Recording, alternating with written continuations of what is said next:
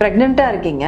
So இப்போ sorry கட்டுறீங்க. Petticoat வந்து வயிற்றுல எங்க கட்டலாம், இல்லைன்னா சல்வார் பேண்ட், ஸ்கர்ட்ஸ், ஆஃபீஸ்க்கு போறவங்க ட்ரௌசர்ஸ்.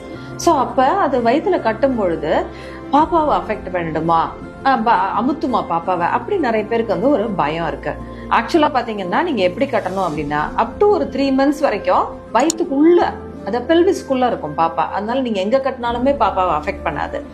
பட் ஒரு 4 மாசம் 5 மாசம் வயிறு லைட்டு தெரிய ஆரம்பிக்குது இல்லையா, பேபி பம்ப் தெரிய ஆரம்பிக்கும் போது 2 மெத்தட்ல நீங்க கட்டலாம். ஒன்னு அந்த பம்புக்கு கீழே லோவர் போர்ஷன்ல கட்டலாம்.